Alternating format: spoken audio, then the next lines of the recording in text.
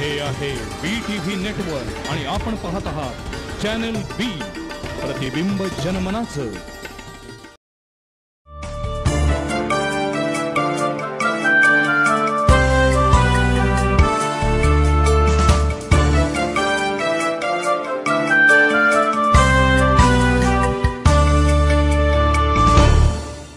नमस्कार. संवाद प्रतिवाद या आमच्या विशेष कार्यक्रमामध्ये आपल्या सगळ्यांचं मनापासून स्वागत. आजचा आमचा विषय आहे तापलेलं कोल्हापूर. आता तुम्ही म्हणाल म्हणजे काय, तर एक तर यावर्षीचा उन्हाळा बऱ्यापैकी वाढलेला होता. म्हणजे कोल्हापुरामध्ये 40-41 अंशापर्यंत पारा गेलेला होता. राज्याचा आपण विचार केला तर चंद्रपूर, नागपूर या ठिकाणी अगदी 48च्या पुढं पारा गेलेला होता. त्यामुळे यंदाचा उन्हाळा कडक असा आपण सगळ्यांनीच अनुभवला, म्हणतोय, बघतोय. पण त्याच्या बरोबरीनं गेल्या काही महिन्यांमध्ये, गेल्या काही वर्षांमध्ये सातत्यानं कोल्हापुरात कोणत्या ना कोणत्या विषयावरचं आंदोलन सुरू असतं. खरं तर आंदोलन हे लोकशाहीमधलं प्रत्येकाचा मूलभूत हक्क आहे, अधिकार आहे. म्हणजे मला जर एखाद्या गोष्टीबद्दल न्याय मागायचा असेल किंवा मला जर माझ्यावरचा अन्याय दाखवून द्यायचा असेल तर मी आंदोलन करणार, त्याबद्दल अजिबात दुमत नाही. पण गेल्या काही वर्षामध्ये जी काही आंदोलनं होत आहेत ती आंदोलनं अगदी पराकोटीची होतात आणि मग त्याला हिंसक वळणे लागतं. काही वेळा तर असं झालेलं आहे की आंदोलन सुरू झाल्यानंतर नेत्यांचं त्याच्यावरती नियंत्रणच राहत नाही, अशी सुद्धा परिस्थिती उद्भवलेली आहे. म्हणजे गेल्या जर आपण काही वर्षात आंदोलनांची यादी बघितली तर ऊस दर आंदोलनापासून ते अगदी LBT पासून, रिक्षाच्या मीटरपासून ते अगदी आपल्याकडे सध्या सुरू असलेल्या टोलच्या आंदोलनापर्यंत लोकांना प्रत्येक वेळेला आंदोलन केल्याशिवाय न्याय मिळत नाही, अशी एक भावना आता कोल्हापुरात तयार झालेली आहे. आणि याला जबाबदार कोण? सरकार, राज्यकर्ते की इथली संपूर्ण प्रशासकीय व्यवस्था? आज आपण याच विषयावरती बोलणार आहोत की दरवेळेला कोल्हापूरला तापल्याशिवाय काहीही पदरात पडत नाही, अशी जी काही मानसिकता झालेली आहे. आणि त्याच्यातून जी पराकोटीची आंदोलनं होत आहेत आणि त्याच्यातून संपूर्ण सामाजिक जीवन ढवळून निघालं जातं, याबद्दल आज आपण बोलणार आहोत. खरं तर हा विषय खूप गहन आहे, पण कुठल्याही विषयाच्या दोन बाजू असतात. तर मला वाटतं की आज आपण या दोन्ही बाजूचा विचार करणार आहोत. एकच बाजू माझीच तेवढी खरी असं म्हणून आपल्याला कुठल्याच विषयाकडे बघता येणार नाही.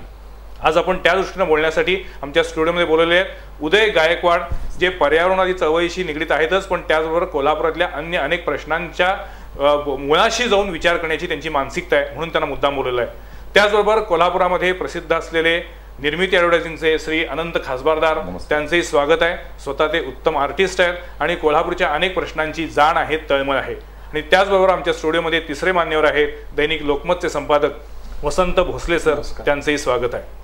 खरं तर हा विषय सुरुवातीला म्हटल्याप्रमाणे तापलेलं कोल्हापूर हा विषय घेण्याचं कारण असं आहे की अनेक लोकांनी याबद्दल आम्हाला सांगितलेलं होतं की इतकी आंदोलनांची मालिका सुरू आहे, सातत्यानं एक आंदोलन संपते तोपर्यंत दुसरं सुरू होते.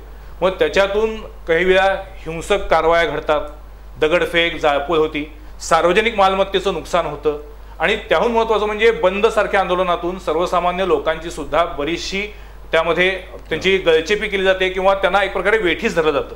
या सगळ्या पार्श्वभूमीवरती कोल्हापूरच्या वाट्याला आंदोलनांचं हे जे काही एक सातत्यानं आलेली ही जी काही मालिका आहे, हे नशीब म्हणायचं की राज्यकर्त्यांची अनास्था आणि त्याच्याबद्दलचा एकूणच कोल्हापूरला कुठलीही गोष्ट झगडूनच मिळवावी लागते असं म्हटलं जातं. यात नेमकी काय बाजू आहे? मला सुरुवात करायची भोसले सर तुमच्यापासून. सध्या आता कोल्हापुरामध्ये टोल विरोधी आंदोलनानं प्रचंड जोर घेतलेला आहे. लोकांची मानसिकता आहे की काम अत्यंत निकृष्ट दर्जाचं झाल्यामुळे आम्ही टोल देणार नाही आणि त्यामुळे आता आंदोलन खूप एका वेगळ्या पातळीवरती आलेलं आहे आणि आता त्याला काही हिंसक वळणी लागू लागलं आहे. राज्य सरकार याबाबत ठोस भूमिका घ्यायला तयार नाही आहे. म्हणजे एकीकडे मुख्यमंत्री म्हणतायत की टोल लावणारच आणि एकीकडे कोल्हापूरची जनता म्हणते टोल देणार नाही. टोल हे आपण एक नैमित्तिक उदाहरण म्हणून घेतलेलं आहे. पण याच्यापूर्वी मगाशी म्हटल्या पद्धतीनं अनेक आंदोलन आहेत. प्राध्यापकांचा संप असेल, रिक्षाचं आंदोलन असेल, ऊस दर आंदोलन असेल, पाईपलाईनमधचा प्रश्न असेल किंवा अगदी आपण म्हटलं असं की रंकाळ्याचा प्रश्न आहे. म्हणजे प्रश्नाला काही कोल्हापुरात तोटा नाही आणि त्यातून आंदोलन सातत्यानं होत आहे. काय नेमकी परिस्थिती? त्याचं कारण असं, तुम्ही एक शब्द वापरला की पराकोटीची आंदोलनं करावी लागतात आणि ते खरं आहे की पराकोटीची आंदोलनं का करावी लागतात, कारण पराकोटीचं दुर्लक्ष आहे कोल्हापूरच्या प्रश्नाकडे. कारण सातत्यानं तुम्ही कुठलीही घ्या, तुम्ही यादी केली ती यादी कमी पडेल, अजूनही यादी ती वाढवता येईल. खूप मोठी यादी आहे, खूप मोठी यादी आहे. खूप विषय आहेत असे की ज्या विषयावरती केव्हाच गांभीर्याने विचार केलेला नाही आणि ती एकत्रित पण केलेलं नाही आहे. त्यामुळे मला वाटतं की कोल्हापूरच्या विषयासाठी खरं तर एक व्यापक व्यासपीठ पाहिजे. खरं तर कोल्हापूरचा विकास, कारण एक राज्यकर्त्यांचं मला असं दिसतंय की कोल्हापूर हे विकसित आहे, डेव्हलप झालेलं आहे आणि त्याच्याकडे फारसं बघावं लागत नाही असे एक समज महाराष्ट्रातला आहे. पण वास्तविक कोल्हापूर हे सामान्य लोकांचं, कर्तृत्ववान लोकांचं आहे. सामान्य लोकांनी कर्तृत्व बजावलेलं हे राज्य जिल्हा आहे. इथं तुम्ही पाहिलं तर शेती बघितली तर तुकड्यातली शेती आहे. 90% शेतकरी 1 हेक्टरच्या खाली आहे. 90% शेतकरी हा 2-4 लिटर दूध, 2 लिटर 3 लिटर दूध घालणारा आहे. आणि त्यातून गोकुळसारखा, वारणासारखे एवढे उद्योग समूह मोठे उभे राहिलेले आहेत. साखर कारखानदारी उभे राहिलेली आहे. इथं ऊस शेती विकसित झालेली आहे. ही सगळी जी डेव्हलपमेंट झाली आहे ही सामान्य माणसाच्या बळावर झालेली आहे. असं म्हटलं जातं की कोल्हापूरला राजकीय दृष्ट्या कोणी गॉडफादरच नाहीये. नाही, पण कोल्हापूरकडल्या प्रश्नावर खूप दुर्लक्ष होतं. म्हणजे त्याला हे कारण आहे का की राजकीय अनास्था किंवा राज्यकर्त्यांचं कोल्हापूर बद्दलची स्थापना भाव? दुसरं एक होतं की सहनशीलता पण जास्त आहे कोल्हापूरचं. तो कदाचित गुण असू शकतो किंवा तो दुर्गुणी ठरू शकतो अशा प्रश्न. कारण ज्या वेळेला विषय जेव्हा मांडायला वेळ येते त्यावेळेला ते विषय मांडले गेलेले नाहीत आणि राज्यकर्ते तेवढे ते संवेदनशीलपणे त्या विषयाकडे पाहिलेले नाही. तुम्ही रंकाळ्याची साधी स्वच्छता पहा. इतका सुंदर रंकाळा लाभलेला आहे, देणगी लाभल्यासारखी लाभलेली आहे. चित्रनगरीची एवढी मोठी परंपरा आहे, चित्रकारांची एवढी मोठी परंपरा आहे, 150 वर्षाची परंपरा आहे. पण त्या चित्रनगरीची आज अवस्था काय? ज्या वेळेला ते हौशी व्यवसाय होता, तो हौशी कलाकारांचा होता, त्यावेळेला आपण हौशीनं करत होतो आणि ज्यावेळेला तो व्यावसायिक झाला, 4 पैसे मिळवायचे दिवस आले, त्यावेळेला मात्र आपण दुर्लक्ष करतोय. मग तुम्ही कुठले घ्या, मग पंचांगेचा प्रश्न घ्या, रस्त्याचा विकासाचा प्रश्न घ्या, कोल्हापूरची हद्दवाढीचा प्रश्न घ्या, थेट पाईपलाईनचा प्रश्न घ्या. असे अनेक विषय आहेत की ज्या प्रश्नामध्ये गांभीर्यानं कोणी पाहिलेलं नाही. नाही, पण मग त्याचा परिपाक म्हणून मग लोकांना आंदोलन करावं लागतं, रस्त्यावर यावं लागतं, रस्त्यावर यावं लागतो. आणि तो एक असंतोष आहे. आपलं काही पुढं जात नाही, आपले प्रश्न सुटत नाहीत अशी जी भावना निर्माण होते आणि मग पराकोटीची आंदोलनं होतात, त्यातून मग हिंसाचार घडतो. आता रस्त्याच्या प्रश्नासंदर्भात किती दिवस झाला हा घोळ चालू आहे. टोल सुरू व्हायला गेली वर्षापूर्वी टोल सुरू होणार होता, त्याचा करार 3 वर्षापूर्वी झाला होता. हा खाजगीकरणातनं होणार होता. खाजगीकरणातनं जेव्हा होत होता त्याच वेळेला खाजगीकरणाला विरोध करून आम्ही टोल देणार नाही अशी तरी भूमिका घ्यायला पाहिजे होती. पण आता स्वीकारल्यानंतर, रस्ते झाल्यानंतर भले त्यात काही त्रुटी असतील त्या त्रुटी दूर करून तो प्रश्न सोडवून तो मार्गी लावण्याचं आवश्यक होतं.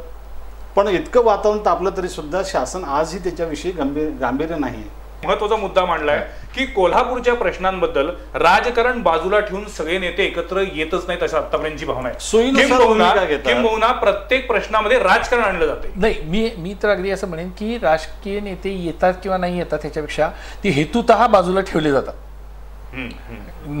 येतील कसं हे अनेकदा बघितलं जातं. पहिली गोष्ट अशी एक यंत्रणा पण अगदी सर्व यंत्रणा आहे, बरोबर त्यांच्यामध्ये फूट पाडली, त्याच्यामध्ये फूट पाडायची एकमेकाबद्दल, त्याच्या मुद्द्याबद्दल मग ह्याचा काय इंटरेस्ट आहे. सगळ्यात पहिली महत्वाची गोष्ट, कोणाच्या तरी हितासाठी कुठलं तरी काम जर चालू असेल आणि कोणातरी तरी हित जपण्यासाठी त्याच्या पाठीराखण कोणतरी करत असेल, विशेषतः राजकीय नेते जर पाठीराखण करत असतील, प्रशासनाला काहीच देणं घेणं नाही आहे. कारण प्रशासन हे अशी एक आहे की 3 वर्षातनं बदलून जाणार आहे, मला ह्याच्यात इथं येऊन ह्या गावात काहीच देणं घेणं नाही. त्या गावाशी त्याची नाळच नाही आहे. मग गावात मी असं म्हणतो की आंदोलनात एवढी आंदोलन आहेत ना. का आंदोलन आहेत? मी आपण जरासं सकारात्मक त्याच्याकडे बघितलं तर लोक इथं सजग आहेत. लोक अन्यायाच्या किंवा न्यायाच्या बाजूची मांडणी करणारे आहेत. लोक विचार करू शकतात. आता भोसले सर म्हटलं तसं काहीच्या वेळा चुकल्या, हे जरी खरं असलं तरी सुद्धा एवढा अतिरेकी भूमिका का घ्यावी लागते ह्याच्यामध्ये? तो तोपर्यंत गप्पच बसायचं, बोलायचंच नाही. पालकमंत्र्यांनी आजपर्यंत या प्रश्नावरती किती मिटिंगा घेतल्या? काल जर दस्तूर खुद्द पालकमंत्री जर कोल्हापुरात होते तर त्यांनी या सगळ्यांना आंदोलकांना का बोलवलं नाही? का प्रशासन? काल पालकमंत्र्यांनी जाहीर केलेलं आहे पण की या संदर्भामध्ये आता आम्ही एक सविस्तर बैठक घेणार आहोत, सगळ्यांना बोलवणार आहोत. पण ते किती दिवस झाले त्यांनी घेतली बैठक, ही बैठक मला माहित नाही कुठं घेतली आणि कोणाला सांगितलं. घेणार आहोत असं सांगितलं. पण हे रात्री जे आंदोलन घडतं त्या आंदोलकांच्या पर्यंत हा मेसेज जाणार का नाही जाणार? आम्हाला आंदोलक म्हणून, मी एक सामाजिक कार्यकर्ता म्हणून अनेक प्रश्नांवरती लढत असताना हा अनुभव आहे. अनेकदा जोपर्यंत आम्ही दंगा करत नाही, आम्ही टोक गाठत नाही, तोपर्यंत आम्हाला आमची दखलच घेतली जात नाही. याच मुद्द्यावरती मला विचारायचं आहे, अनेक लोकांची अशी पण त्यातली भावना आहे, अनेक लोकांनी सांगितलेलं आहे की ठीक आहे, म्हणजे एखाद्या गोष्टीबद्दल जर अन्याय होत असेल तर आंदोलन केलंच पाहिजे, पण ते आंदोलन कुठल्या स्तरावरती न्यायचं, ते कुठं थांबवायचं याचं पण भान असलं पाहिजे. अगदी याच्याशी सहमत आहे की म्हणजे ते आंदोलन जर हिंसक वळण घेऊन सार्वजनिक मालमत्तेचं नुकसान करणार असेल, म्हणजे बघा ना तुम्ही, कुठलंही आंदोलन झालं की पहिल्यांदा केएमटीच्या काचा फुटतात. आता कोल्हापुरामध्ये काही काळ आपण तापलेलं कोल्हापूर म्हणतोय, तर त्यात आणखीन एक मुद्दा आहे की कोल्हापुरातील वाढती गुन्हेगारी. म्हणजे पूर्वी पेठांमध्ये किंवा अन्य कुठल्याही ठिकाणी किरकोळ कारणानं भांडणं व्हायची, पण ती लगेच थोडं संपायची, पण दिलदार मनानं लोक विसरून पण जायची. आता काय लागलेलं आहे की सुशिक्षित लोकांच्या मध्ये सुद्धा थेट रिव्हॉल्वर काढून गोळीबार केला जातोय. गेल्या काही दिवसामध्ये कोल्हापुरात गोळीबाराच्या घटना ज्या पद्धतीने वाढलेल्या आहेत, हा एक गंभीर विषय नाहीये. हे कोल्हापूरचा एक सजग नागरिक म्हणून याचा पण अंतर्मुख होऊन विचार करायला पाहिजे का नको? करायला पाहिजे. आणि म्हणून मी म्हणतोय, आणि मग ते कुणीतरी कोणावरती गोळीबार करतं आणि मग त्याचं उट्ट काढण्यासाठी किंवा त्याचा रिव्हेंज म्हणून निरपराध लोकांच्या गाड्या सुद्धा फुटल्या जातात. हा काय प्रकार आहे? म्हणजे जवाहर नगर पासून ते अगदी सदर बाजारपर्यंत आणि आता ताराबाई पार्कापासून ते अगदी राजारामपुरीपर्यंत सगळ्या ठिकाणी अशा पद्धतीनं आपल्याला चित्र दिसायला आहे की कोणाच्या तरी दोघांच्या मध्ये भांडणं होतात आणि त्याचे परिणाम निरपराध लोकांना पण भोगावे लागतात. कोल्हापूरच्या दृष्टीने ही नक्की चिंतेची विषय आहे का नाही? गोष्ट आहे का नाही? निश्चित आहे. हिंसेचं समर्थन आपल्याला कधीच करता येणार नाही. मग ते सामाजिक आंदोलन असो किंवा व्यक्तिगत झालेला किंवा दोन अगदी पानपट्टीवरती झालेल्या क्षुल्लक वादावरनं जे टोक आलं, ह्या कुठल्याच गोष्टीचं आपण समर्थन करू शकणार नाही आणि करूही नाही. ही कोल्हापूरची ओळख असू नये मुळात. हे याच्याकडे सगळ्यांनी जरा गांभीर्याने आता लक्ष द्यायला लागेल.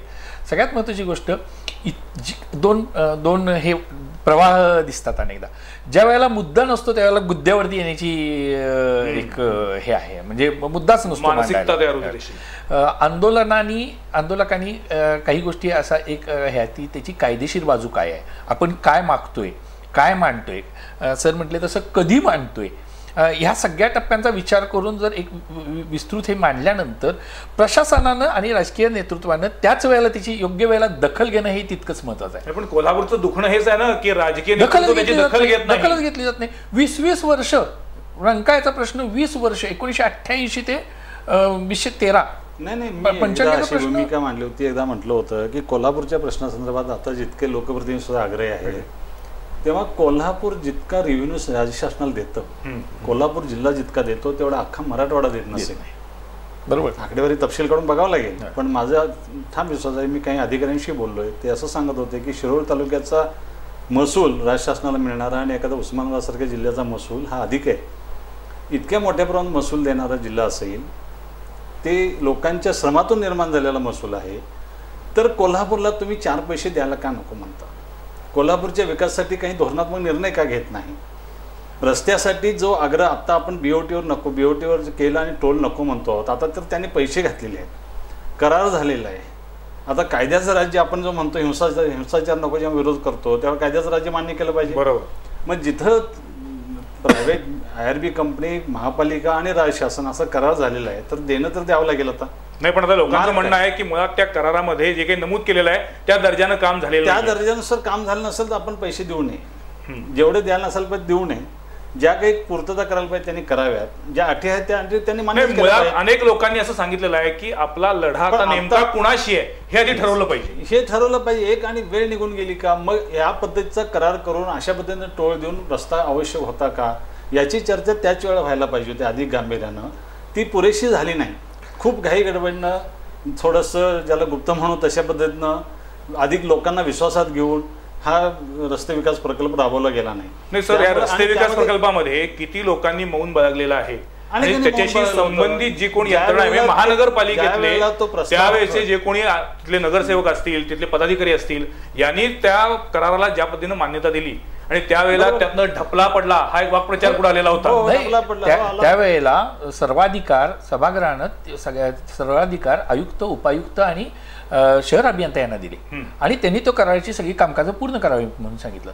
करार हा माहितीच्या अधिकारात सुद्धा त्यावेळेला मिळालेला नाही, कारण मी सगळ्यात पहिला या प्रकल्पाला विरोध करणाऱ्यातला सगळ्यात झाडं तोडण्याच्या अनुषंगानं विरोध करणारा पहिला हे आम्ही होतो. बरोबर. आणि त्यावेळेला आम्हाला हे कागदपत्र मिळाले नाहीत. आता सर असं म्हटलं की पारदर्शकता जी पाहिजे ती पारदर्शकता नाही, लोकांना विश्वास घ्यायचा प्रश्नच नाही. मी आनंद खासदारांकडे येणार आहे की एक आपला आजचा जो महत्वाचा विषय आहे तो म्हणजे तापलेलं कोल्हापूर असं आपण म्हटलेलं आहे. हा एक आपण ज्याला आपण म्हणू की शब्दार्थानं नव्हे तर लौकिकार्थानं या विषयाकडे आपण बघतोय की कोल्हापूरची एकूण मानसिकता बदलत चालली असं वाटतंय का? एक संवेदनशील मनाचा माणूस म्हणून तुम्हाला काय वाटतं? कोल्हापूरची मानसिकता ही खऱ्या अर्थानं बदलत चालली असं मला वैयक्तिक वाटतं. याचं कारण जुनं कोल्हापूर म्हणजे फार नाही, 20 वर्षापूर्वीचं कोल्हापूर म्हणजे मी महाराष्ट्र हायस्कूलला शिकलो, मी बघितलंय शिवाजी पेठ, मंगळवारपेठमध्ये ज्या प्रकारे एक मैत्रीपूर्ण वातावरण होतं, तर ती मानसिकता आता मग ती फुटबॉलची मॅच संपल्यानंतर होणारी हुल्लडबाजी असू दे, निरनिराळ्या रंगांच्या झेंड्यांचं मंडळांनी केलेलं स्वतःच्या बद्दलचं असलेलं वाटप असू दे, आणि तिथंपासून ते कुठल्याही आंदोलनाचं वेगळ्या प्रकारे वेगळेपण ठसवण्यासाठी कुठल्याही प्रकारच्या थराला जाण्याची प्रवृत्ती असू दे, या 3 मध्ये कोल्हापूरची मानसिकता वेगानं बदलत चालली आहे.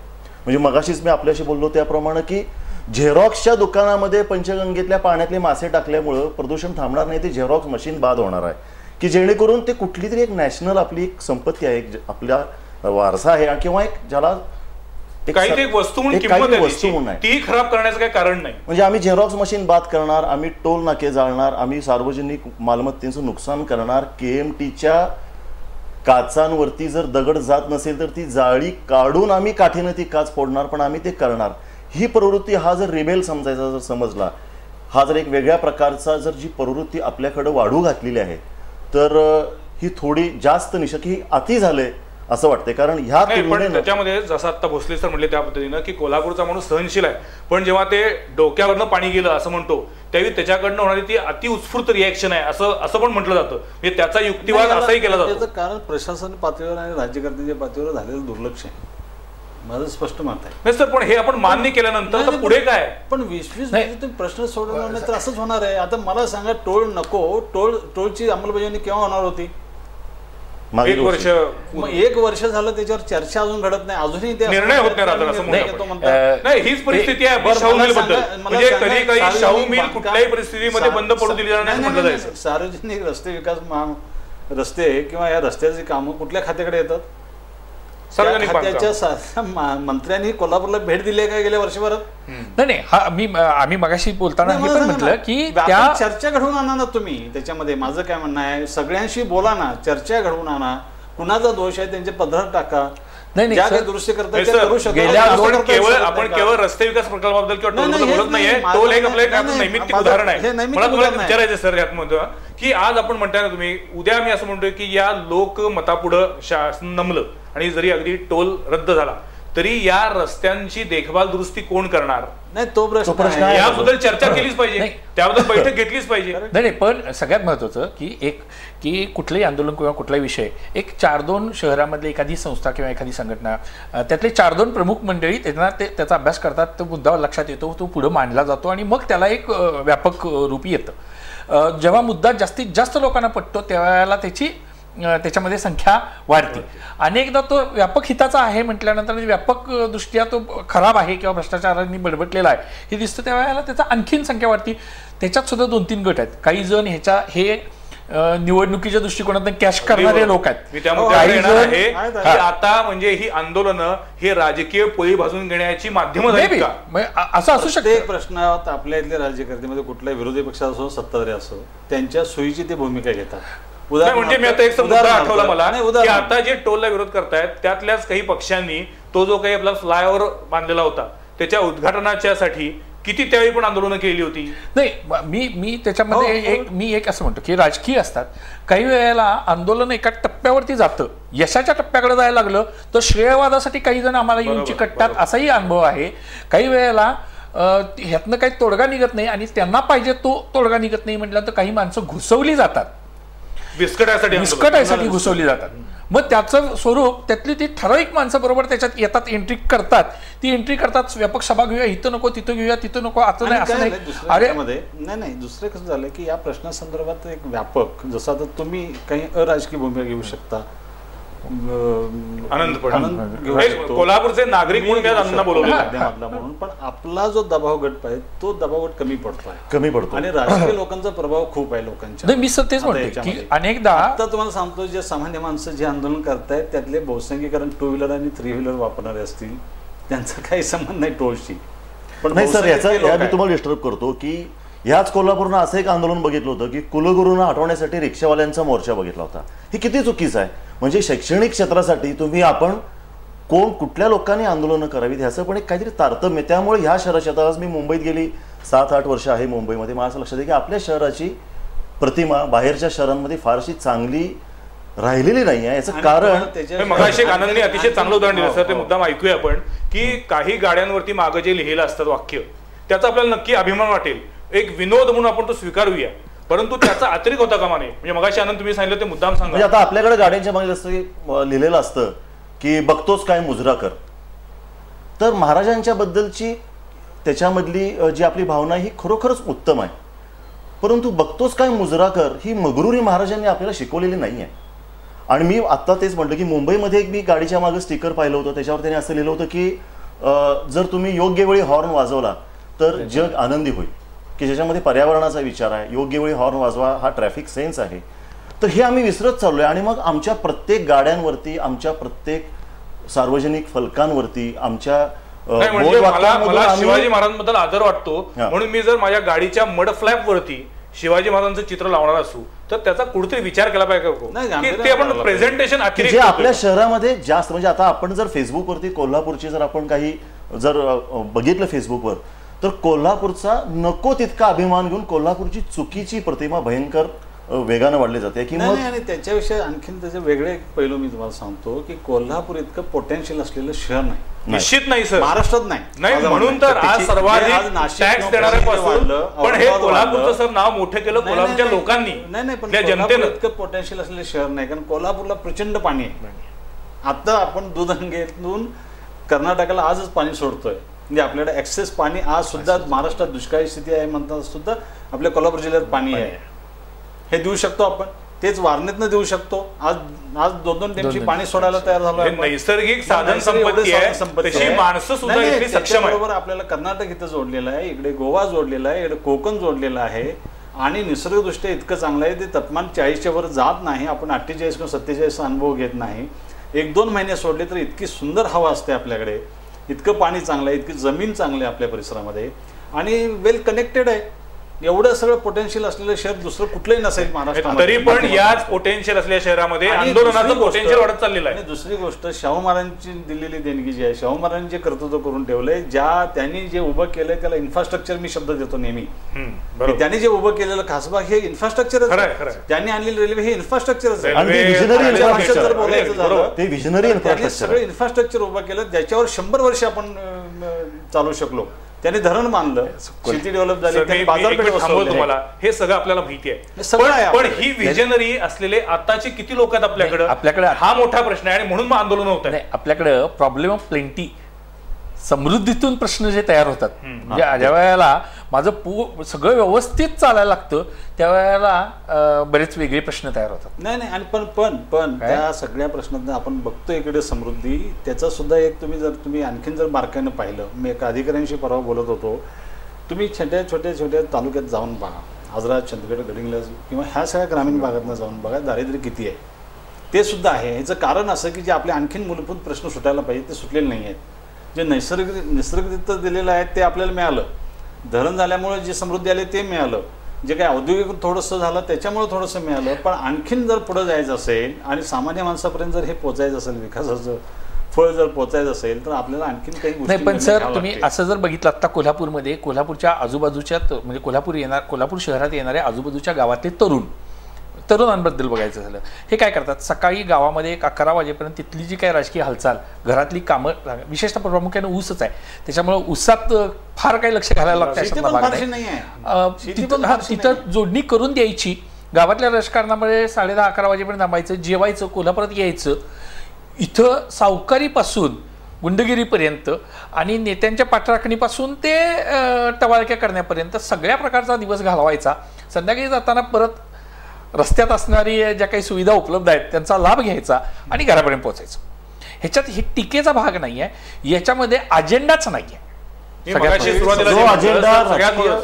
की आजच्या कार्यक्रमाचा आपला हेतूच आहे की आपण कधीतरी आत्मपरीक्षण करणार आहोत की नाही.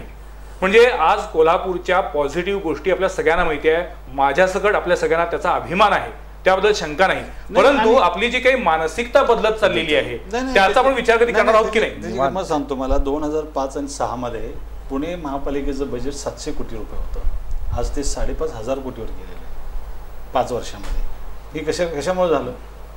हेच तुम्ही नाशिकचं पहा, हेच औरंगाबादचं पहा, हे सोलापूरचं सुद्धा पहा, कोल्हापूरचं गेले 150. म्हणजे हे वाढतंय. पण सर आज आमच्याकडे महानगरपालिकेनं पाणीपट्टी वाढवली, घरफाळ वाढवला की त्याच्याबद्दल आंदोलन होतच. म्हणजे महापालिकेनं हद्दवाढ करायची नाही, महानगरपालिकेनं कुठलीही दरवाढ करायची नाही. पण पुन्हा मुद्दा हेच आहे की महापालिका त्या बदल्यात देते काय, हे एक विषचक्र तयार झालेलं आहे. महापालिका काही देत नाही म्हणून आम्ही देणार नाही. याचं कारण असं आहे की ही मानसिकता सामान्य माणसांच्या मध्ये असते आणि ही मानसिकता असते, पण हे देण्याची भावना म्हणजे महापालिकेने सुद्धा तसं काम करून देण्याची. एक्झॅक्टली तेच म्हणलं, हे विषयचक्र झाले. पण लोक ज्या लोकप्रतिनिधी नेतृत्व करतात त्यांनी लोकांना पटवून सांगण्याची की हे 4 गोष्टी आपल्याला स्वीकारल्या पाहिजेत, तर आपण पुढे जाऊ शकतो.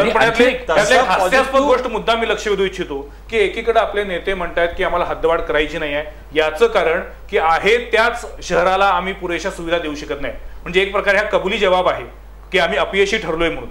आणि दुसरीकडं आज म्हणतात की आम्ही महापालिकेच्या माध्यमातून जास्तीत जास्त विकास कामं करतोय, सेवा सुविधा देतोय. हा काय प्रकार आहे की दोन्ही सेल्फ कॉन्ट्राडिक्टरी विधान आहे? नाही, हा हास्यास्पद आहे. त्याचं कारण 6682 हेक्टर चौरस किलोमीटर एवढं आपलं क्षेत्र आहे आणि त्याच्यामध्ये हे 1951 पासून तेवढंच आहे आपलं, आणि त्याच्यामध्ये आपण आहोत. सगळ्यात महत्वाचं महापालिका झाली, महापालिका झाली. सगळ्यात 42 वर्षामध्ये आपण 50 वर्ष आपण हल्लो नाही, म्हणजे 1 इंच आपली वाढ नाही. लोकसंख्या मात्र वाढतीये. सगळ्यात महत्त्वाचं लोकसंख्येचं सुद्धा गणित म्हणजे निकष जे आहेत, म्हणजे केंद्र सरकारच्या अनेक योजनांकडून पैसे मिळत असताना 10 लाखाच्या लोकसंख्येसाठी वेगळे निकष आहेत वगैरे वगैरे. कोल्हापूरला येणाऱ्या पर्यटकांची संख्या 56 लाख आहे वर्षात. कोल्हापूरच्या पेरीपेरीवरती असणारे जे लोक आहेत त्यांची संख्या प्रचंड आहे. कोल्हापुरात राहणाऱ्या अनेक लोकांचं मतदान यादीतलं नाव हे त्यांच्या गावाकडे आहे. ते लोक मात्र इथं फिजिकली इथं आहेत, राहतात, त्यांचं मतदार यादीत नाव नाही, त्याच्यामुळे आमच्याकडे काउंटच होत नाहीयेत.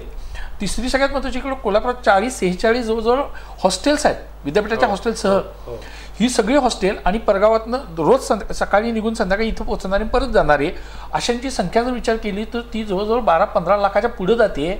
पण शहराचे जे काही सुविधा देण्याची जी कपॅसिटी आहे ही मात्र अगदी 5 नाही 2-3 लाख कधी एक्सपांडच केली नाही. पुन्हा मूळ मुद्दा तोच आहे की पुढच्या येणाऱ्या 10 वर्षाचा सुद्धा आपण कधी विचार करून नियोजन करत नाही. खरं तर आजच्या या चर्चेमध्ये अनेक विषय येत आहेत.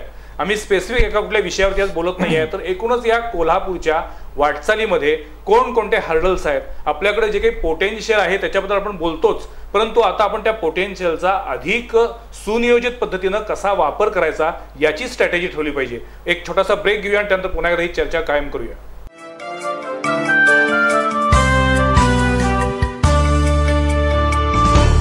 पूजा बिल्डर्स अँड डेव्हलपर्सचा कोल्हापुरातील पहिला 11 मजली प्रकल्प वंडर 11.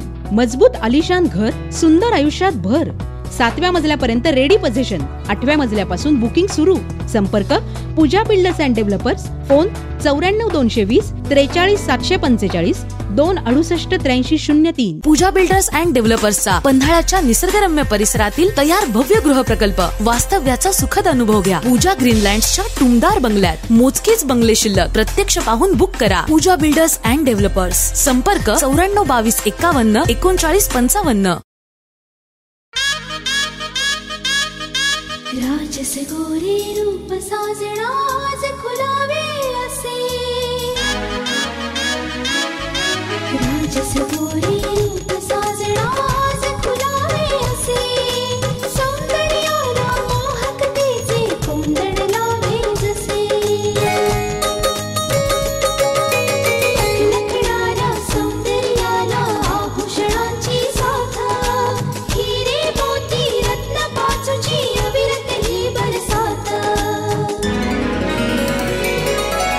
अस्सलता गुणवत्तेसह मिळे इथे विश्वास. नाविन्यपूर्ण कलाकुसरीचे Guruprasad jewellers. Guruprasad jewellers.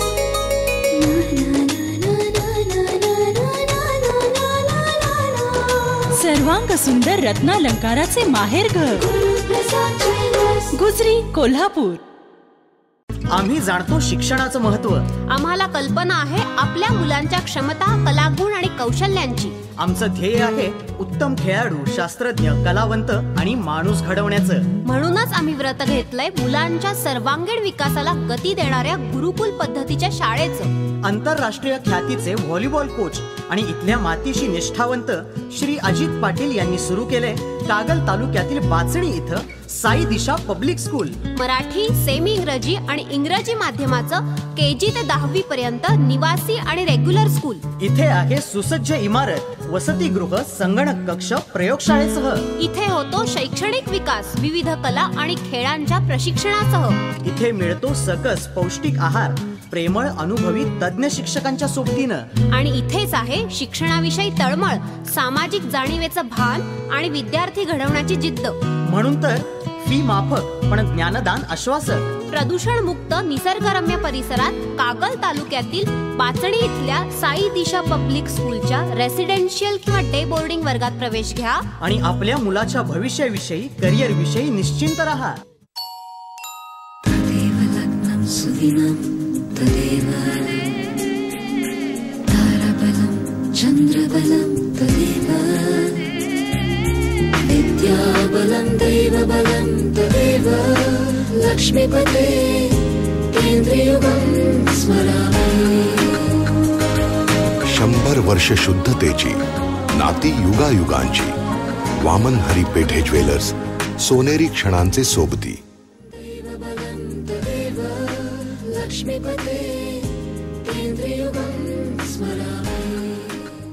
Pooja builders and डेव्हलपर्सचा कोल्हापुरातील पहिला 11 मजली प्रकल्प वंडर 11. मजबूत आलिशान घर, सुंदर आयुष्यात भर. 7व्या मजल्यापर्यंत रेडी पोझिशन, 8व्या मजल्यापासून बुकिंग सुरू. संपर्क Pooja builders and developers. Phone 94 220 43 745 268 83 03. Pooja builders and डेव्हलपर्सचा पन्हाळ्याच्या निसर्गरम्य परिसरातील तयार भव्य गृह प्रकल्प. वास्तव्याचा सुखद अनुभव घ्या. पूजा ग्रीनलँड्सच्या टुमदार बंगल्यात. मोजकेच बंगले शिल्लक. प्रत्यक्ष पाहून बुक करा. पूजा बिल्डर्स अँड डेव्हलपर्स. संपर्क 94 22 51 39 55.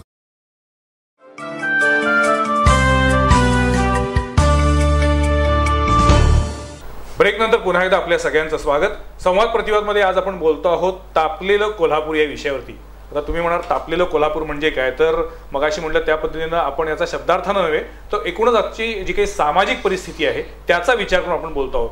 कोल्हापूरला आंदोलनं नवीन नाहीत. म्हणजे इथे पानसरे सरांसारखे, ND पाटील सरांसारखे अत्यंत तपस्वी अशा लोकांनी आंदोलनाची मालिका केलेली आहे आणि त्यातून त्यांनी न्याय पण मिळवून दिलेला आहे. गेल्या काही वर्षांमध्ये आंदोलनं सातत्यानं होत आहेत आणि या आंदोलनांचं एकूण जर स्वरूप बघितलं तर आता त्याच्याविषयी थोडीशी काळजी वाटावी अशी परिस्थिती आहे. म्हणून आज आम्ही बोलतोय.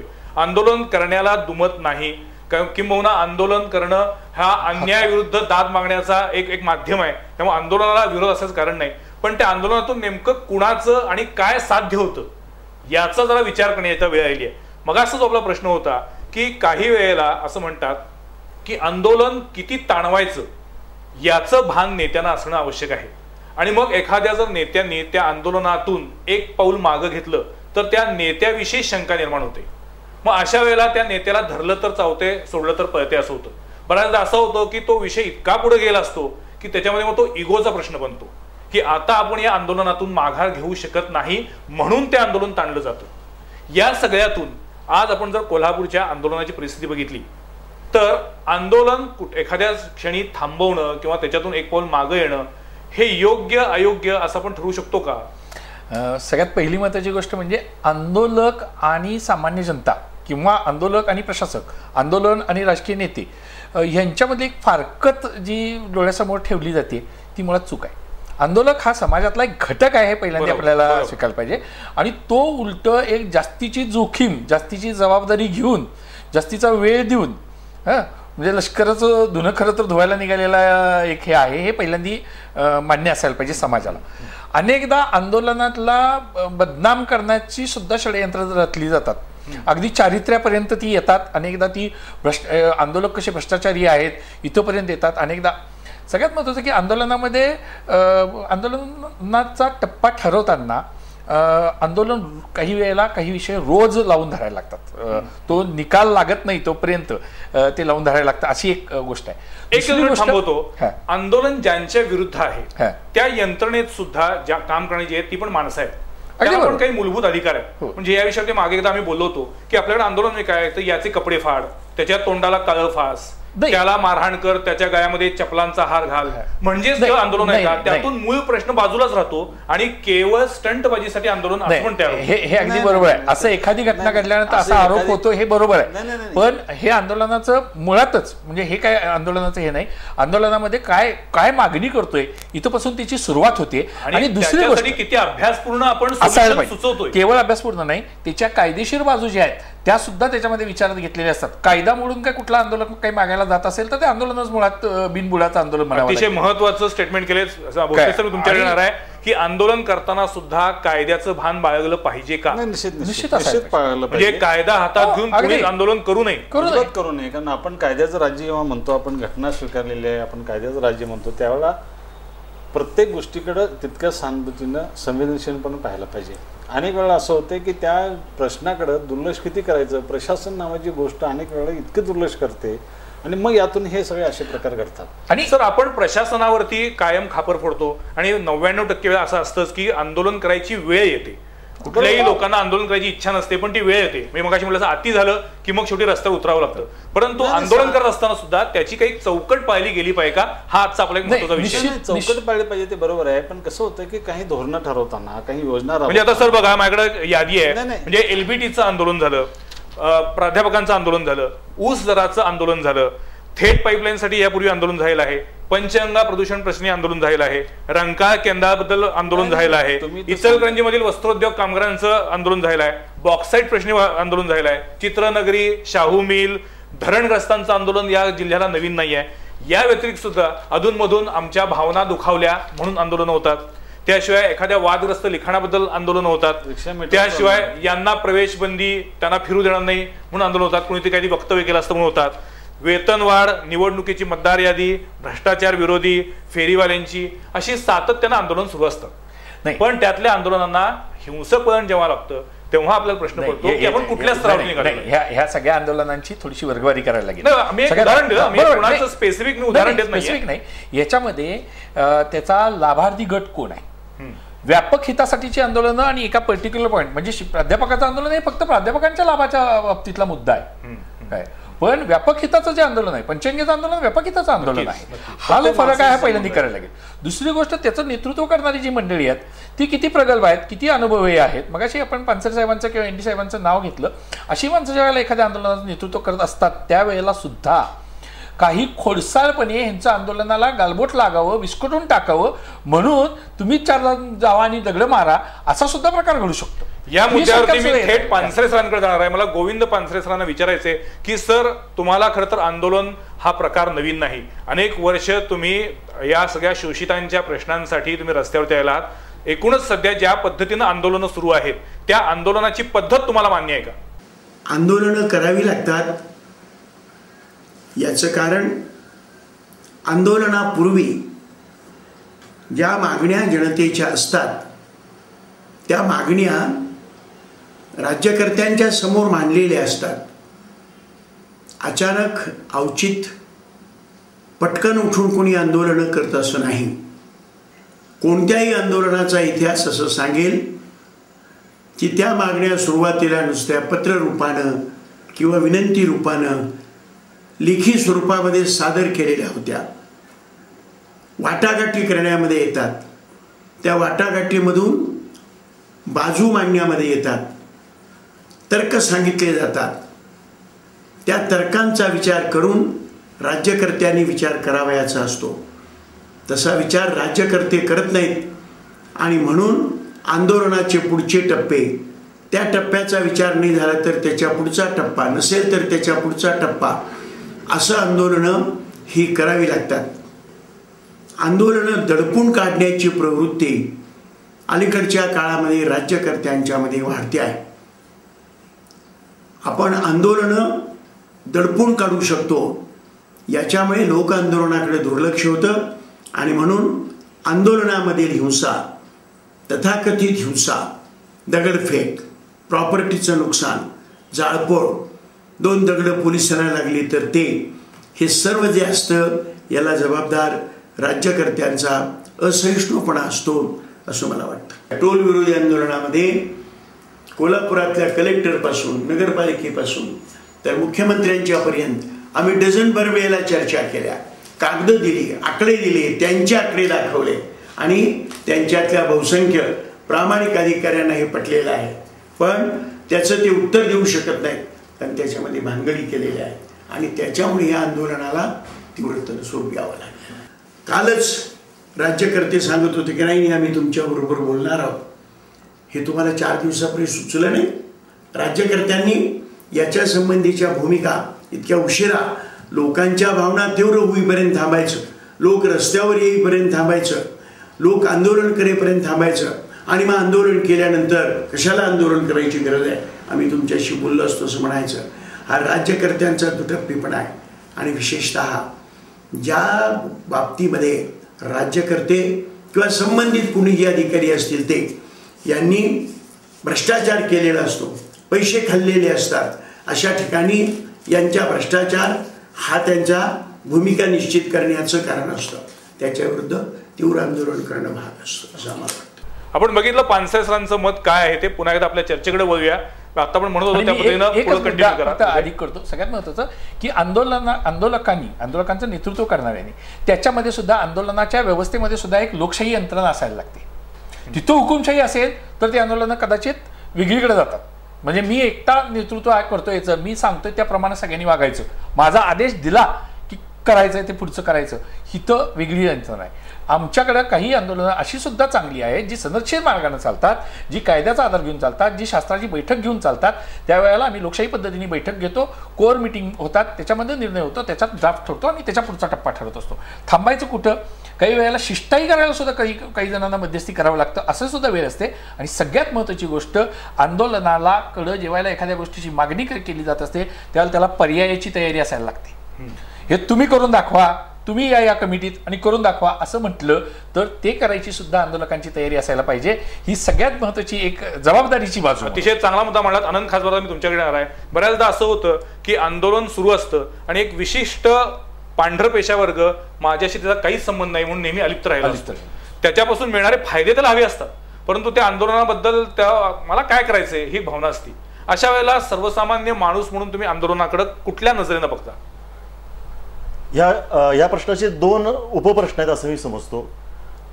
पांढरपेशा वर्ग तसं का वागतो, तर त्याच्या वाचनातून त्याच्या संस्कारातून मला काय नाही त्याचे असा एक त्याच्यासमोर, किंवा तू जास्त गोष्टीमध्ये त्या इन्व्हॉल्व्ह होऊ नकोस, कारण त्याच्या प्रायोरिटीज त्याच्या पांढरपेशीपणाच्या या वेगळ्या ठरलेल्या आहेत. त्याचा लाभार्थी तो निश्चितपणे ठरतो. त्याला आतनं वाटत असतं की, म्हणजे आता आपण याला एक थोडंसं उदाहरण घेऊया की अण्णा हजारेंची मुवमेंट. अण्णा हजारेंच्या मुवमेंटमध्ये आम्ही म्हणजे प्रत्येकानं मेणबत्त्या घेऊन रस्त्याच्या बाहेर प्रत्येकजण आला, पण त्या प्रश्नाचा मूळ अभ्यास RTI ऍक्ट काय आहे हे फारशा लोकांनी केला नाही. हे ज्याप्रमाणे पांढरपेशा वर्ग स्वतःला कायम एका सीमारेषेवरती बांधून घेतो, तो स्वतःला सिक्युअर करण्याचा प्रयत्न करतो आणि तो रिॲक्ट होत असताना अत्यंत सावधपणे रिॲक्ट होतो किंवा रिॲक्ट होतच नाही. तर ही एक फार मोठी वाढती दरी निर्माण होत चाललेली आहे की समाजामध्ये कदाचित आंदोलन करणं असा एक वर्ग निर्माण झालेला आहे. आणि ही आंदोलन मजेनं वाफाळत्या चहाच्या बरोबर वर्तमानपत्रामध्ये वाचून आपापल्या कामाला पुन्हा देवपूजा करून लॅपटॉप हातात घेऊन जाणं आणि पुन्हा आपापल्या आयुष्यामध्ये काहीही फरक न करता या सगळ्या सिस्टीमवरती अत्यंत दूरवरून मी नाही त्या गावचा अशा थंड वृत्तीनं पाहणं पण नाही, त्याच्याबद्दल नुसतीच टीका करणं, कोरडी टीका करणं. ही जी कोरडी टीका त्याची जी होती आहे याचं कारण मगाशी उदय म्हटलं त्याप्रमाणे त्याला जे हवंय ते बऱ्यापैकी मिळालेलं आहे. जेव्हा त्याच्या पोटाला चिमटे बसतील तेव्हा त्याच्या घरापर्यंत, त्याच्या घराच्या आतपर्यंत जेव्हा या सगळ्या समस्या येतील त्यावेळी कदाचित तो त्याच्यातला जर शिल्लक असेल काही संघर्षाचा एखादा दुवा धागा, एखादा कण, तर तो कदाचित त्याच्यातनं जागृत होईल. परंतु हा पांढरपेशीपणा त्याला कदाचित सुरक्षा असेल, कदाचित स्वतःच्या बद्दलच्या फार मोठ्या सुशिक्षितपणाच्या, शहाणपणाच्या एका फार मोठ्या कोशात तो अडकलेला असेल.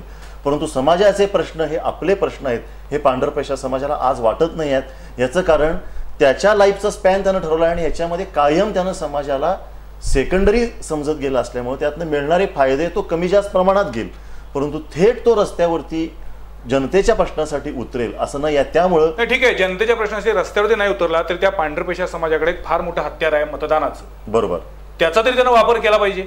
नाही असं काय होईल असं वाटत नाही, कारण हा फार तुम्ही असं आदर्शवादी विचार आहे का? तुम्ही असं केलं पाहिजे, उदय तुम्ही असं करा, असे फोन येतात. बरोबर, ते सांगायला उपदेश घटना घडत असती त्यावेळेला फोन करून सांगतात, अहो ते आमच्याकडे अमुक चाललंय, ते जरा तुम्ही जरा तक्रार करा. म्हणजे हा तक्रार करणार नाही, तक्रार करायला म्हणजे आम्ही आमच्यासारखे लोक पुढे असतात. वाईटपणा घ्यायला आम्ही पुढे असतो, ते सेफ असतात, ते स्वतः कोशात राहणं पसंत करतात. या अनुषंगाने मला भोसले सरांना प्रश्न विचारायचा आहे की एकूण आंदोलनांची कोल्हापुरातील पद्धत बघितल्यानंतर गेल्या काही वर्षातील असं वाटतंय का की कुठेतरी यात प्रसार माध्यमांचा रोल अत्यंत महत्वाचा आहे? म्हणजे बऱ्याचदा मला असा अनुभव आलेला आहे की प्रसार माध्यमांचे कॅमेरे गेल्यानंतर तिथं अचानक त्या आंदोलकांमध्ये हत्तीचं बळ येतं आणि मग काही लोकांना तर ते बरोबर त्या कॅमेऱ्यामध्ये कसं आपण यायचं याची टॅक्ट माहीत असते, कला माहीत असते. काही वेळेला अचानकच मग तिथे मोडतोड केली जाते, अचानक आक्रमकपणा वाढतो. कॅमेरे आले की त्याच्यामध्ये अजून एक आक्रमकपणा येऊन मी काहीतरी करतोय अशी दाखवण्याची खुमखुमी काही लोकांच्या मध्ये येते. आणि मग प्रसार माध्यमांची सुद्धा जबाबदारी नाही आहे का की खरोखर कुठल्या इंटेन्शननं काय आंदोलन चाललेलं आहे आणि आंदोलकाला त्यातून सोल्युशन हवंय की स्वतःची छबी पुढे करायची आहे हे ओळखून प्रसार माध्यमांनी तशी आता भूमिका घेण्याची वेळ आली आहे का नाही? प्रसार माध्यमांचीच ती जबाबदारी आहे, पण तशी आता निभावली जाते का जबाबदारी? निभावली जात नाही, म्हणून तर हे असं होतंय. कारण तुम्ही जे म्हटला की शांतपणे जर आंदोलन चालू असेल तर तुमचे कॅमेरे सरसावतील का? पुन्हा हे विषचक्र आहे. तुम्हाला सनसनाटी जर पाहिजे असेल, तुमचं माध्यम ज्या पद्धतीने बदललंय आणि तुम्हाला ज्या पद्धतीनं ते प्रेझेंट करायचं आहे त्याला ते प्रोत्साहन दिल्यासारखं आहे. हे दुहेरी आहे, दुहेरी आहे. मला एक दुर्दैवी उदाहरण द्यावं वाटतं नेहमी की या जिल्हाधिकारी कार्यालयाच्या बाहेर जे धरणग्रस्त असतात ते 20-21 दिवस महिने बसलेले असतात, पण अतिशय शांतपणानं कायद्याचा पूर्णपणे आदर राखून आणि स्वतःमधला पेशन्स अजून वाढवून ते बसलेले असतात बिचारे. पण त्याच्याबद्दल कोणी लेखणी घेऊन किंवा कॅमेरा घेऊन जात नाही. एक्झॅक्टली, मी तेच म्हटलं. पण ते 21 दिवस बसल्यानंतर सुद्धा त्याला आमच्यामध्ये आम्ही ज्याला म्हणतो की न्यूज म्हणून त्याला व्हॅल्यू नाही म्हणणार, त्याला व्हॅल्यू हा खरं तर त्याला न्यूज व्हॅल्यू आहे. एक मिनिट, जो माणूस 20 वर्षापूर्वी विस्थापित झालाय, 20 वर्ष म्हणजे हा काही मोठा स्पॅन नाही आहे, प्रचंड मोठा आहे सर. काही वेळेला 20 वर्षाचा तरुण होता किंवा जो शेतकरी 40 वर्षाचा तो 60ला आला ना. आणि त्याच्या उलट कसं आहे, नेत्यांनी आदेश दिला म्हणून आम्ही XYZ स्टाईल आंदोलन. ज्या दिवशी भरपूर बातम्या असतात, भरपूर घटना घडणार असतात, त्या दिवशी आंदोलकांच्याकडे पूर्णपणे माध्यम दुर्लक्ष करतात.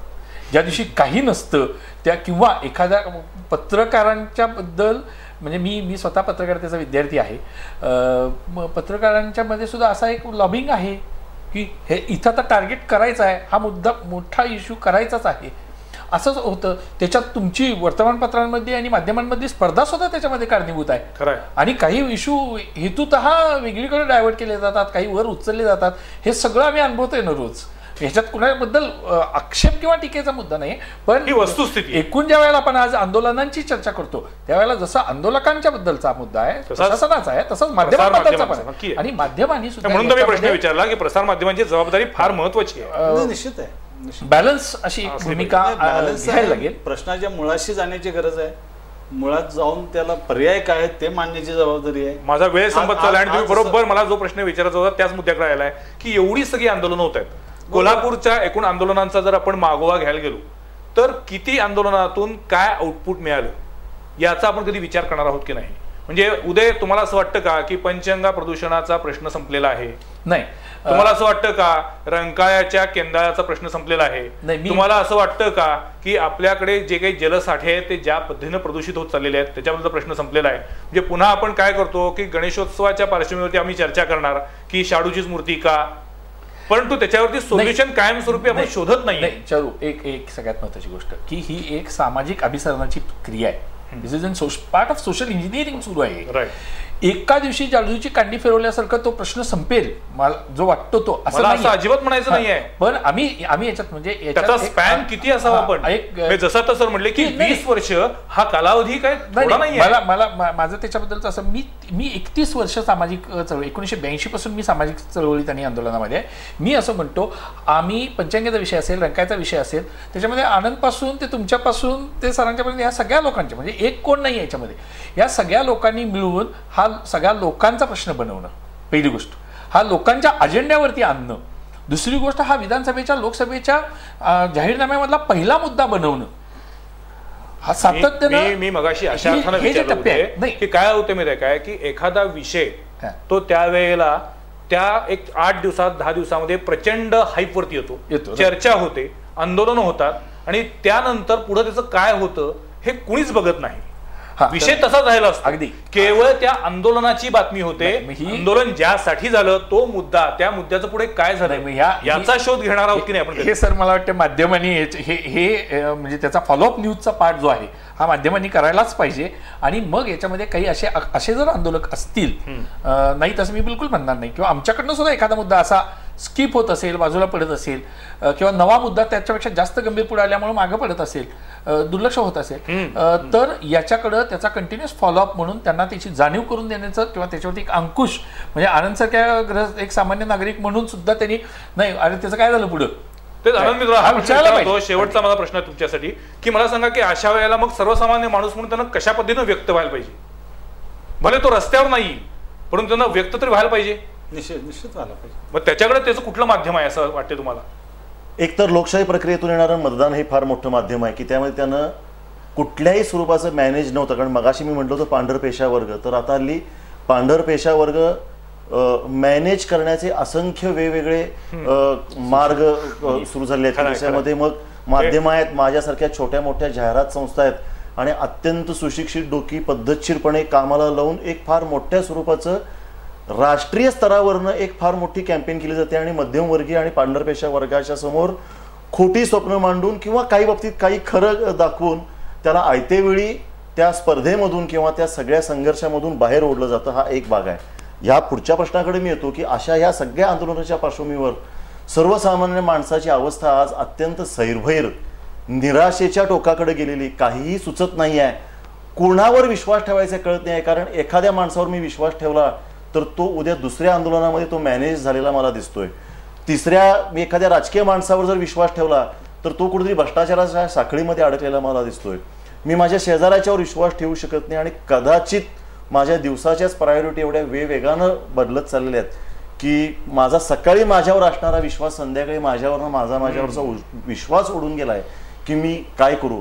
अशा स्वरूपाच्या मानसिक, आर्थिक आणि सामाजिक चौकटीमध्ये प्रत्येक सामान्य माणूस अडकलाय. पण ह्याच सामान्य माणसांची एक सामूहिक ताकद प्रत्येक वेळी समाजावरती दबावगट म्हणून काम करत आलेली आहे. हेही वस्तुस्थिती आहे. गांधीजी जर निर्माण झाले नसते तर ही प्रचंड मोठी असहकाराची आंदोलन तयार झालं नसतं. असंख्य लोकांनी या सामान्य माणसांच्या मधल्या त्या स्फुल्लिंगाला जागतं ठेवलेलं आहे की जी आज वेगवेगळ्या आंदोलनामधनं वेगवेगळ्या विचारवंतांनी हे स्फुल्लिंग जागृत ठेवलेलं आहे. तर सामान्य माणूस म्हणून हे स्फुल्लिंग किमान मरू न देणं आणि हे समोरच्या आपल्या पिढीला येणाऱ्या मुलांच्या हातामध्ये तो लुकलुकता दिवा कायम ठेवणं एवढं ठरवायला पाहिजे. कदाचित त्याचा स्फोट होणार नाही परंतु पूर्ण अंधार होणार नाही. आणि अशा असंख्य लुकलुकते दिवे याकडे बघत तरी किमान आपण आपलं आयुष्य घालवू शकतो. आणि किमान काही गोष्टीवर सकारात्मक एकत्र येऊन कुठल्याही स्वरूपाची जातपात, धर्म, भेद, उच्च नीच, गरीब, हा माझा, हा त्या गावचा, हा कर्नाटक मधला, हा बॉर्डरवरचा, हा निप्पाणीच्या बॉर्डरवरचा, त्याच्या घरातला निम्मा पार्ट तिकडं निम्मा पार्ट तिकडं, अजिबात कुठलीही चर्चा न करता एक समस्या आहे. आणि ती समस्या केवळ त्या घटकाची नाही आहे तर ती माझी समस्या आहे. कारण आज तलवार त्याच्या डोक्यावर टांगलेली आहे, उद्या ती तलवार कुठल्या तरी अनभिज्ञ वाऱ्यानं, अज्ञात वाऱ्यानं माझ्याही खांद्यावरती येऊन पडणार आहे. हे प्रत्येकानं ठेवलं पाहिजे.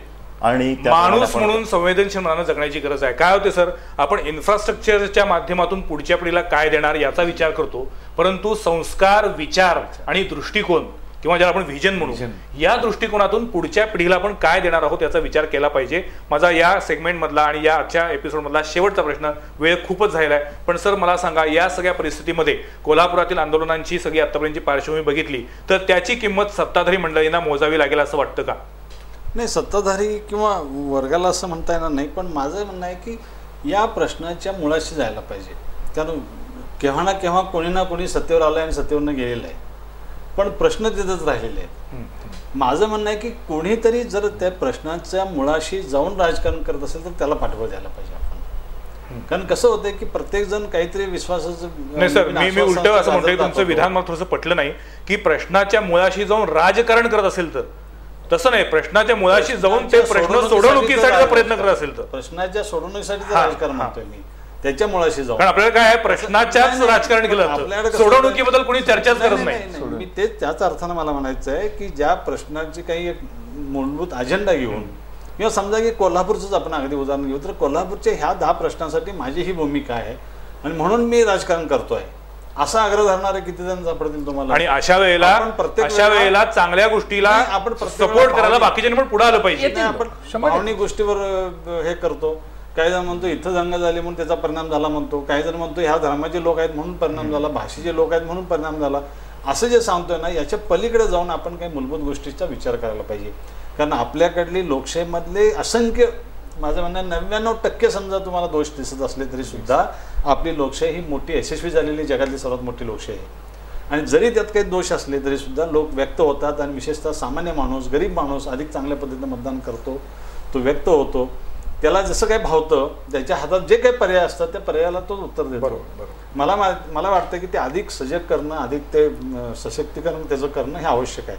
आणि त्याची जबाबदारी आपल्यासारख्या म्हणजे आपण ज्या माध्यमात काम करतो किंवा काही वेगवेगळ्या पदावर काम करतो, ज्याला समज थोडी अधिक आहे, ज्याला अभ्यास करायला वेळ आहे, अभ्यास करतो आहे, अशा लोकांनी अधिक व्यापक पर्याय सुचवले पाहिजेत, समाजापुढे ठेवले पाहिजे आणि चर्चा करून आणायला पाहिजे. अतिशय चांगला मुद्दा मांडलेला आहे. सरांच्या म्हणण्यानुसार आपण जर एखाद्या प्रश्नाच्या मुळाशी जाऊन त्याची सोडवणूक करण्याचा प्रयत्न केला तर निश्चितच परिस्थिती बदलेल. आनंदनी सांगितलं त्या पद्धतीनं माणूस म्हणून मी किती संवेदनशील आहे आणि मी माझं योगदान, माझं कॉन्ट्रीब्युशन काय देऊ शकतो ही परिस्थिती बदलण्यासाठी, याचा विचार केला पाहिजे. तर उदयनी ते सांगितलेलं आहेच की कुठल्याही प्रश्नामध्ये राजकारण न आणता कायद्याच्या चौकटीत राहून, आणि उद्या मी ज्या दुसऱ्याला गोष्ट करायला सांगतोय ती गोष्ट तू करा सांगितल्यानंतर मी ती करता आली पाहिजे मला, किंवा त्याची माझ्याकडे तयारी असली पाहिजे, माझ्याकडे तसे पर्याय असले पाहिजेत. आज या चर्चेमधून आपल्या लक्षात आलं असेल की कोल्हापूरमध्ये इन्फ्रास्ट्रक्चर वाईज खूप पोटेन्शियल आहे. खूप इथं चांगले कलाकार, खेळाडू, अनेक लेखक या ठिकाणी या कोल्हापूरच्या मातीतून तयार झालेले आहेत. पण गेल्या काही वर्षामध्ये जे काही आंदोलनांचं स्वरूप बदलत चाललं आहे ते थोडंसं चिंताजनक आहे असं वाटतंय, म्हणून आपण बोलू. अर्थात आपण या सगळ्या प्रश्नांकडे सकारात्मक दृष्टिकोनातून बघतोय. आपण आशावादी आहोत. आपण फार काही बिघडले असं नाहीये, पण फार काही बिघडण्याची वेळ येऊ नये म्हणून आज आपण ही एक चर्चा घडवून आणली. आज आमच्या स्टुडिओमध्ये तिन्ही मान्यवर आले, याबद्दल मी त्यांचे आभार मानतो. पुढच्या सोमवारी पाहायला विसरू नका आणखीन एका विषयावरील चर्चा संवाद प्रतिवादमध्ये.